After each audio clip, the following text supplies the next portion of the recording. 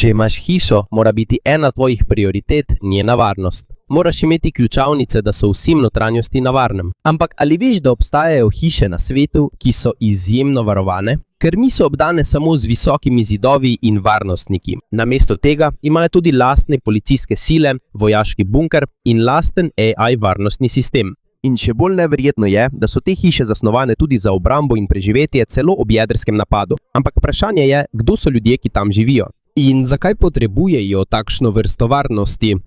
V tem videu bomo spoznali 5 najbolj varovanih in najbolj strogo nadzorovanih zasebnih posesti na svetu. Preden začnemo z razpravo, bi te prosil za en všeček in da se naročiš na naš kanal. To nam, ustvarjalcem vsebin, zelo pomaga. Zato začnimo. Številka 5. Otok Indian Creek, Združene države Amerike. To je otok Indian Creek v Miamiju na Floridi, bolj znan kot bunker milijarderjev. To je ena najbolj ekskluzivnih in najbolj varovanih stanovanjskih skupnosti v celotnih Združenih državah. Nahaja se v zalivu Biscayne, približno 4 milje od središča Miamija. Območje meri skoraj 300 akrov, vendar je le 41 stanovanjskih parcel. To pomeni, da so posamezne nepremičnine zelo velike in da tukaj res živi zelo malo ljudi. Na voljo sta tudi zasebno igrišče za golf in podeželski klub, ki sta izključno za prebivalce in njihove goste. Prva obramba otoka je njegova lokacija. Obdan je z vodo in obstaja le en most, ki povezuje otok s celino. Če torej želiš priti noter, nimaš druge poti. Vsa vozila, ki prečkajo most, najprej opravijo varnostni pregled. Obiskovalci pa morajo biti odobreni s strani prebivalca, preden jim dovolijo vstop. A vendar otoka ne varuje le zapornica. Ima svojo policijsko enoto, kar je zelo redko za skupnost s samo 41 hišami. Policisti patruljirajo z vozili peš okoli otoka in uporabljajo tudi patruljne čolne za nadzor obale. Poleg tega so na otoku nadzorne kamere in drugi varnostni sistemi, ki neprestano spremljajo dogajanje okoli otoka. Zaradi tega je zelo težko približati se Indian Creeku, ne da bi te takoj opazili. Ni presenetljivo, da je varnost tako visoka. Tukaj namreč živijo nekateri najbogatejši ljudje na svetu. Med znanimi lastniki nepremičnin, tukaj so Jeff Bezos, Ivanka Trump in Jared Kushner, Carl Icahn, poročali pa so tudi, da je Tom Brady tukaj kupil zemljišče. Zaradi tega so mediji kraj poimenovali Billionaire Banker. Toda pravi razlog, zakaj je Indian Creek poseben, ni le v številu milijarderjev. Poseben je tudi način njegove zaščite. Večina zaprtih skupnosti se zanaša na visoke zidove in nekaj varnostnikov. V Indian Creeku je kar celoten otok prva obrambna linija. Na kopnem je treba varovati le en most. Medtem pa morje okoli otoka nenehno nadzorujejo pomorska patrulja in nadzorni sistemi. Zaradi te kombinacije je zelo težko vstopiti, ne da bi oblasti to opazile. In čeprav je le nekaj minut oddaljen od gosto naseljenega mesta Miami, je svet znotraj Indian Creeka povsem drugačen. Ulice so tihe, hiš je malo in vsak, ki vstopi ali izstopi, je strogo nadzorovan. Z drugimi besedami, prebivalci tukaj ne kupujejo le hiše. Plačujejo za nekaj, kar jim je še pomembnejše. Najvišja raven zasebnosti, varnosti in miru, ki jo je težko najti celo v najbogatejših krajih na svetu. Številka 4. Dvorec Lakšmija Mitala, Združeno kraljestvo. Kaj pa, če tvoja hiša ni več obdana z visokimi zidovi ali lastno vojsko stražarjev, a vendar je to še vedno ena najbolj varovanih rezidenc v celotnem Londonu? To je nenavadna situacija v dvorcu milijarderja Lakšmija Mitala. Nahaja se na Kensington Palace Gardens, kratki, a zelo ekskluzivni ulici v zahodnem Londonu. V dolžini le približno pol milje lahko vidite nekatere najdražje in najlepše hiše v Združenem kraljestvu.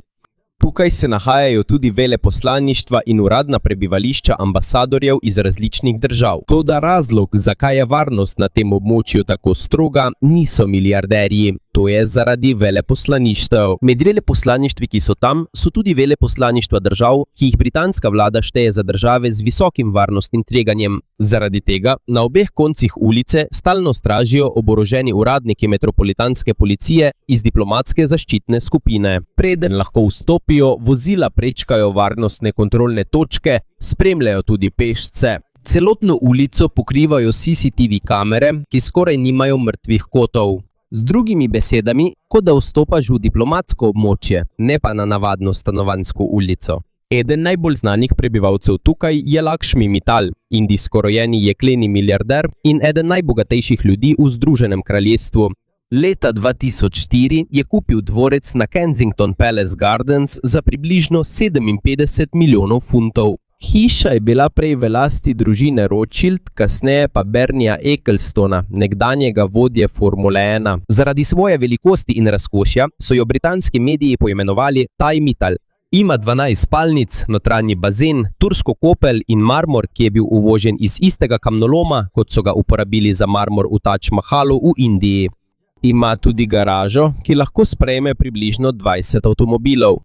Čez nekaj let je Mittal kupil še en dvorec na isti ulici kot darilo svojemu sinu. Toda pravi razlog, zakaj je njegova hiša tako varna, ni v dragih vratih ali sodobnem alarmnem sistemu.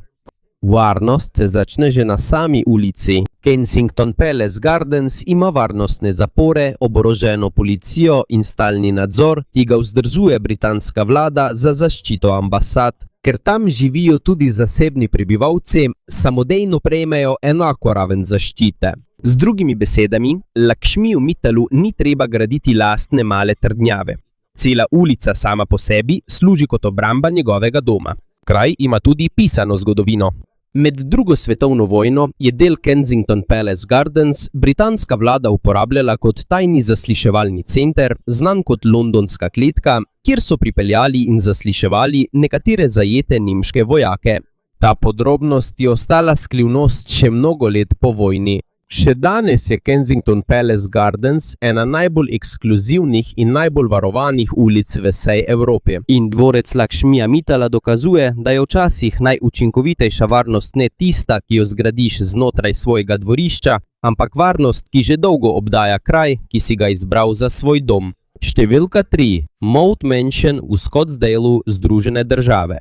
Ko slišiš besedo grad, verjetno najprej pomisliš na srednjeveške trdnjave v Evropi, obdane z jarkom ali globokim kanalom z vodo, kot obrambo pred napadalci. Kaj pa če ti povem, da obstaja sodobna hiša v Arizoni, ki še vedno uporablja skoraj enak koncept? To je Moat Mansion v Scottsdaleu.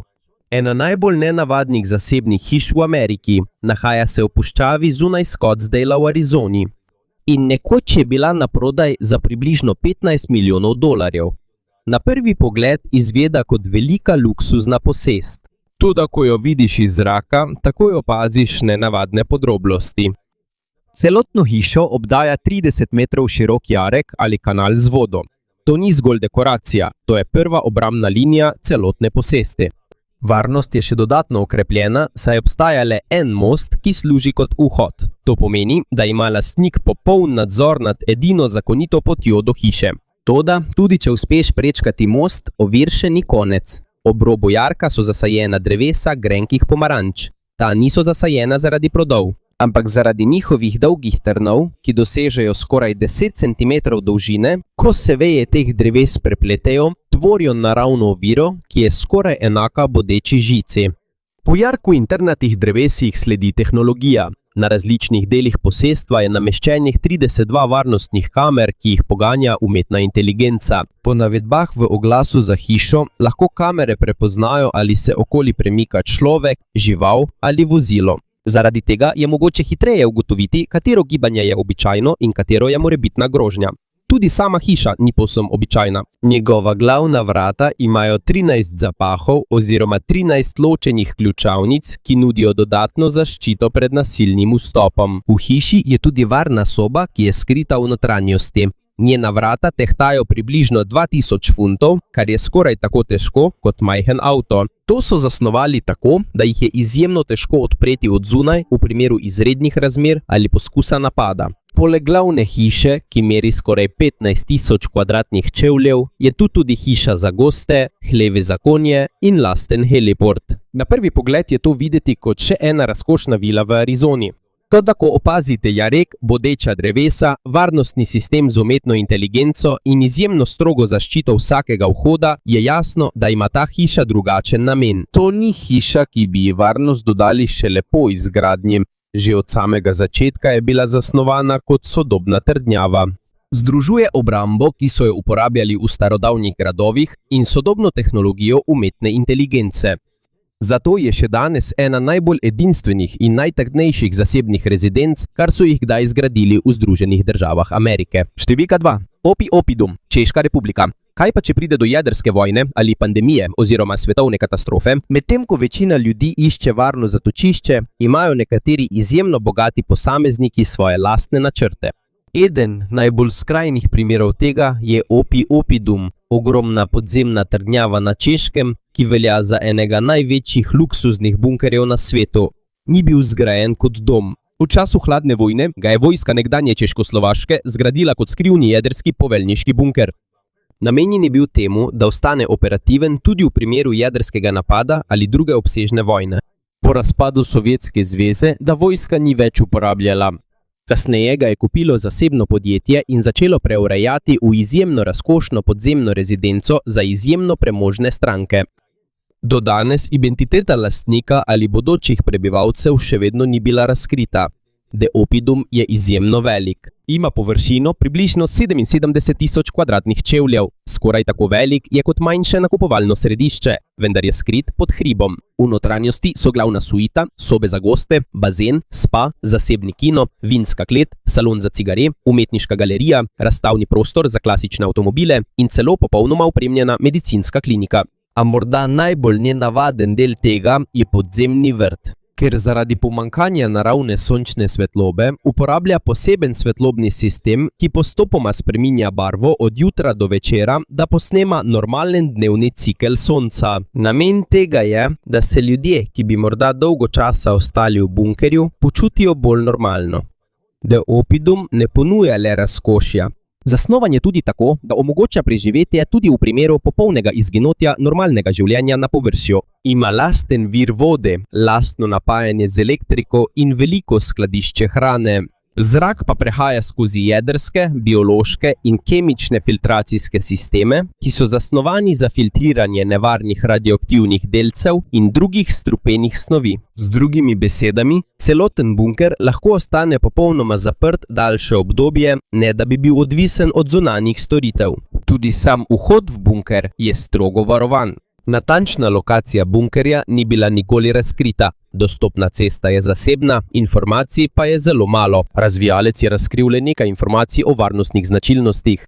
Po navedbah podjetja so se namenoma odločili, da ne razkrijajo vseh podrobnosti, da ne bi ogrozili varnosti objekta. Po poročilih se cena začne pri približno $60 milijonih, vendar pa se lahko še zviša, odvisno od dodatne opreme, ki jo bo lastnik želel dodati. V Evropi in Združenih državah obstajajo tudi druge luksuzne banke, ki so bile narejene za milijarderje. Toda The Opidum je eden največjih in najbolj celovitih projektov te vrste. To ni preprosta soba za paniko pod hišo. To tudi ni navadna klet z jeklenimi vrati.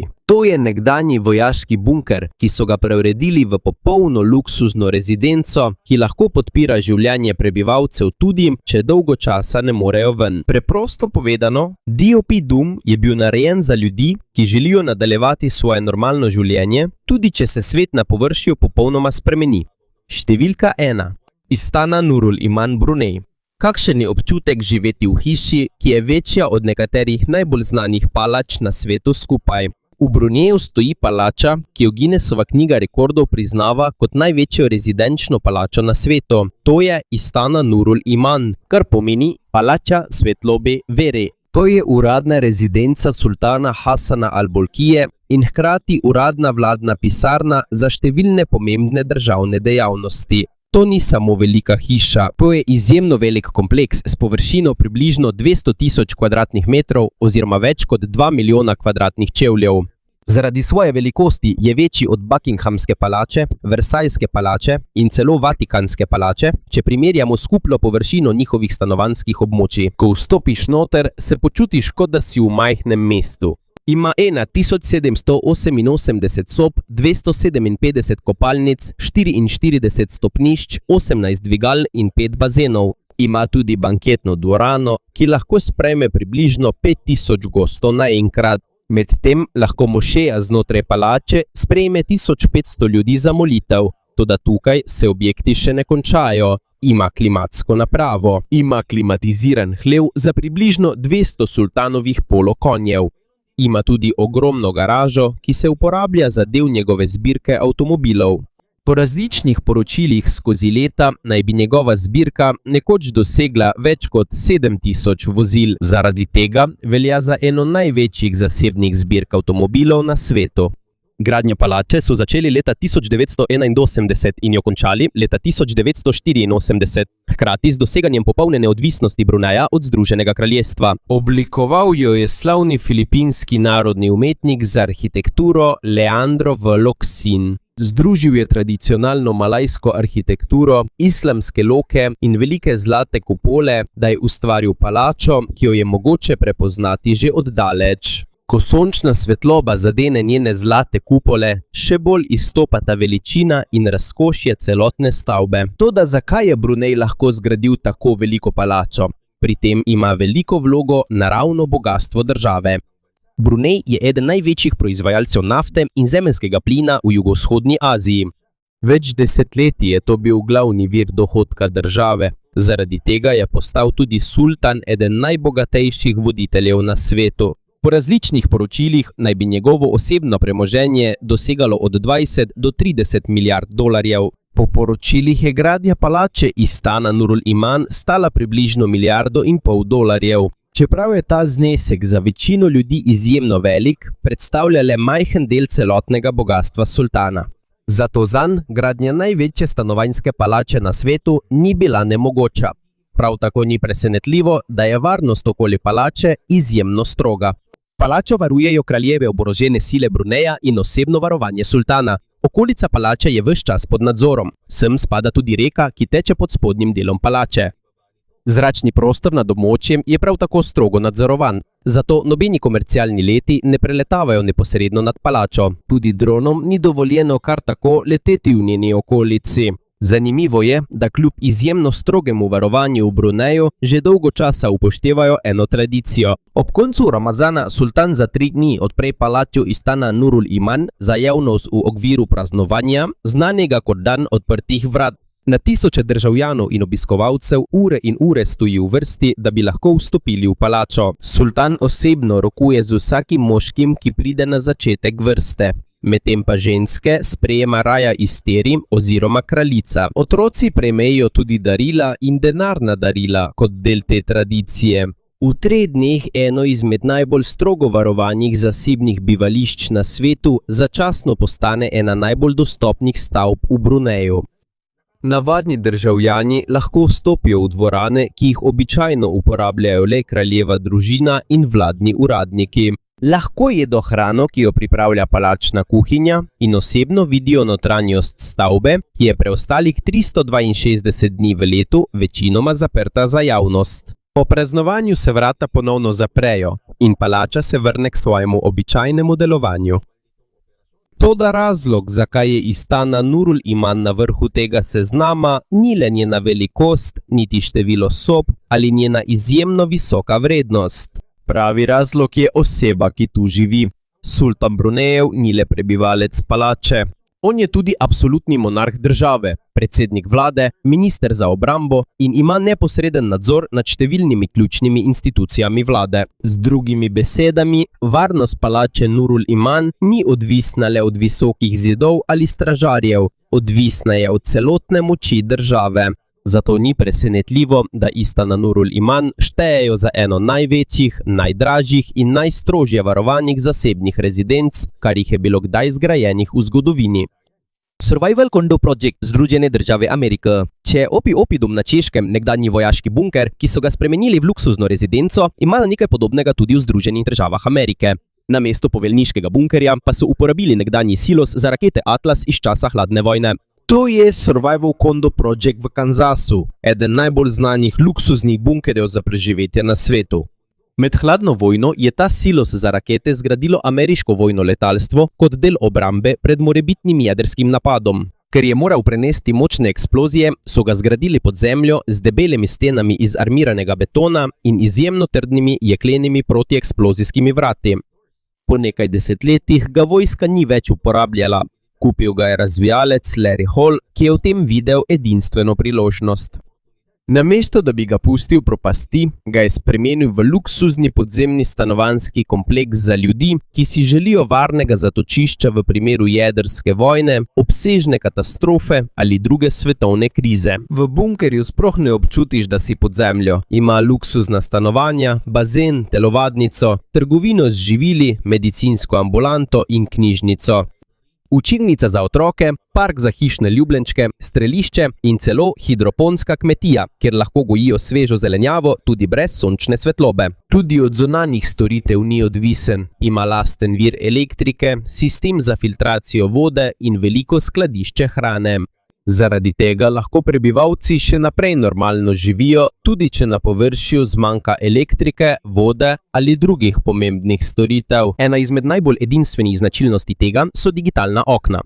Namesto pravih oken vsaka enota uporablja velike zaslone visoke ločljivosti, ki prikazujejo umetne prizore, kot so gozd, morje, gore ali sončni vzhod. Namen tega je zmanjšati stres in občutek ujetosti pri prebivalcih, ki bi morda morali v bunkerju ostati zelo dolgo časa. Po besedah razvijalca je bila celotna ustanova zasnovana tako, da lahko podpira prebivalce daljše obdobje, če življenje na površju ne bi bilo več mogoče. Preprosto povedano, Survival Condo Project ni le bunker, temveč popolnoma luksuzno stanovanjsko poslopje zgrajeno pod zemljo, kjer lahko prebivalci nadaljujejo svoje običajno življenje tudi sredi najhujših katastrof, ki bi lahko prizadele svet.